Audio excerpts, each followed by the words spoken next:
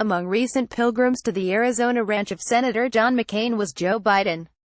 The Republican, who has an aggressive form of brain cancer, urged the former vice president to not walk away from politics, Biden told the New York Times. It did not take much imagination to see this as a metaphorical shove into the next race for the White House. Biden has the desire, the pedigree, and the rage. On Friday, incensed by reports that a White House aide had dismissed McCain with the terse comment, "He's dying anyway," the 75-year-old Democrat let rip, declaring that decency in the administration had finally hit rock bottom. It was just the latest evidence that Biden is spoiling for a fight with Donald Trump. Whereas Barack Obama has maintained a zen-like calm even as his legacy is eviscerated, Biden has taken the gloves off, hammering the president's policies and personal conduct, even suggesting that he would like to beat the hell out of Trump over his crude remarks about women. But in 2020 he would be up against the most competitive and crowded Democratic field in many years. The point will be brought home on Tuesday, when the Center for American Progress in Washington hosts potential contenders including Senators Cory Booker, Sherrod Brown, Kirsten Gillibrand, Amy Klobuchar, Chris Murphy, Bernie Sanders and Elizabeth Warren, as well as the former Housing Secretary Julian Castro and New York Mayor Bill de Blasio. Bill Galston, a former policy advisor to Bill Clinton, said, "There are 3 lanes to look at. In lane 1, there is Bernie Light, which could be Bernie himself. In lane 2, there are people who think, for a variety of reasons, that's not the right way for the Democratic Party to go and we ought to be 21st century reformers. If people are looking for a unifier and don't want to shed internecine blood, the argument for Biden could be potent." Bill Galston, former Clinton advisor, lane 3 is the Biden lane. He's really sui generis. If people are looking for a unifier and don't want to shed internecine blood, the argument for Biden could be potent. On the other hand, he has always underperformed as a presidential candidate in the past. Biden made unsuccessful bids for the presidency in 1988 and 2008. He did not run in 2016 after the death of his son Beau. But he has repeatedly not ruled out a shot at 2020. He published a book, Promise Me, Dead, and has been traveling the country, a tour extended beyond its original schedule.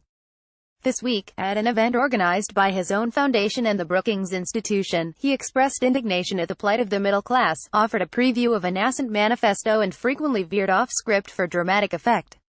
"I love Bernie but I'm not Bernie Sanders," he said. "I don't think 500 billionaires are the reason why we are in trouble. We have not seen this huge concentration of wealth. The folks at the top aren't bad guys. I get in trouble in my party when I say wealthy Americans are just as patriotic as poor folks. I found no distinction, I really haven't. I'd beat the hell out of him," says Joe Biden of Trump video. But then, in what some might find a contradiction, he went on, "This gap is yawning. It's gaping and it's having the effect of pulling us apart. You see the politics of it.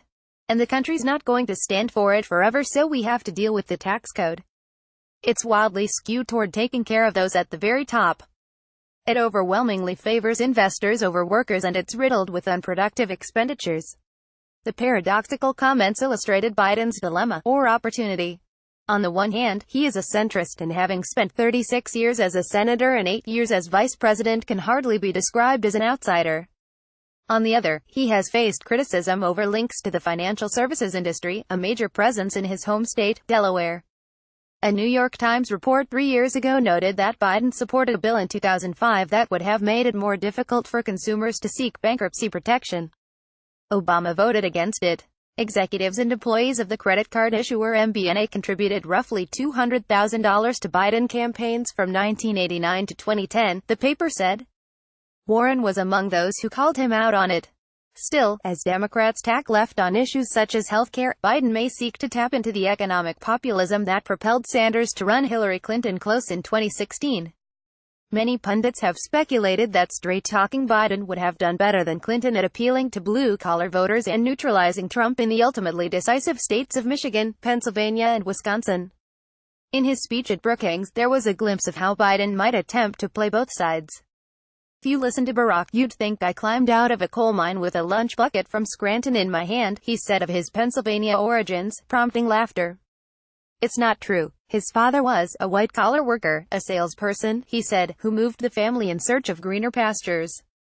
Biden portrayed himself as an everyman. He said his own 3 children each graduated from university with 6-figure debts despite working 30 hours a week and financial support from their parents. He distanced himself from political action committees and the curse of money in politics. Barack Obama presents Joe Biden with the Presidential Medal of Freedom at the White House in January 2017. Photographed, Susan Walsh, AP. You may remember, he said, that when I filed my financial disclosure as vice president, the front page of the Washington Post said it's probable no man has ever assumed the office of vice president with fewer assets than Joe Biden. My net worth was between $50 minus $150,000. When I left public office, after 44 years, it was still between $50,000 minus $150,000 because I said I'd never own a stock or bond for fear of conflict, I would never engage in a business enterprise, even those that were legal and appropriate, and I would never accept an honorarium. So I got the dubious distinction, but I also had absolute independence my whole career. His policies offer a blend of pragmatism and progressivism. He proposed fixing the tax code so that it no longer favors investors over workers and free community college funded by eliminating the stepped-up basis tax expenditure that allows heirs to reduce the capital gains taxes they pay on inherited assets. Every state university should be free, he said, in an echo of Sanders. We can afford it. I'd be really surprised if he didn't go for it this time. This is his last chance. Henry Olsen, Ethics and Public Policy Center. Biden demanded the removal of workers' barriers to fair pay. Give me an economic reason why a sandwich maker has to sign a non-compete clause, a massive infrastructure rebuilding program. I got in trouble as vice president when I landed in LaGuardia and I said this is a third world airport and a scheme that would encourage investment and innovation and entrepreneurship beyond the usual major cities. There was also an audition for the role of candidate willing to go toe-to-toe with Trump.